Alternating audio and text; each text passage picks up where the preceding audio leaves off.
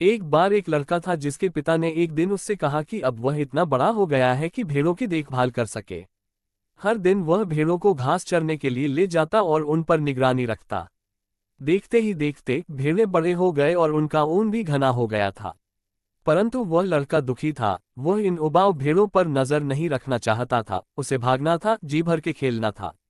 इसलिए उसने कुछ मजेदार करने का फैसला किया और एक दिन वह चिल्लाने लगा, भेड़िया, भेड़िया। इससे पहले कि भेड़िया किसी भेड़ को खा जाए, उसे भगाने के लिए पूरा गांव पत्थरों के साथ दौड़ता हुआ वहां पहुंचा। जब उन्होंने देखा कि वहां कोई भेड़िया नहीं है, तब वे उसे डांटते फटकारते हुए वहां से निकल गए कि कैसे वह उनका समय बर्बाद कर रहा था और बिना वजह के डरा भी रहा था।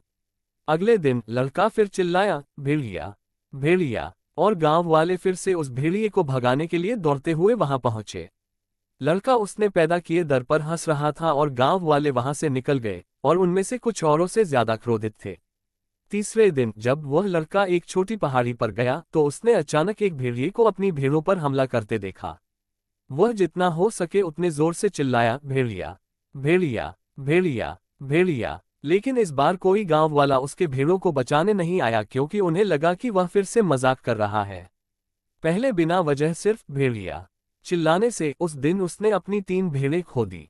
कहानी से मिली सीख, लोगों का ध्यान आकर्षित करने के लिए कहानियां न बनाएं क्योंकि ऐसा करने से जब आपको वाकई में जरूरत होगी तब आपकी मदद करने के लिए कोई नहीं आएगा।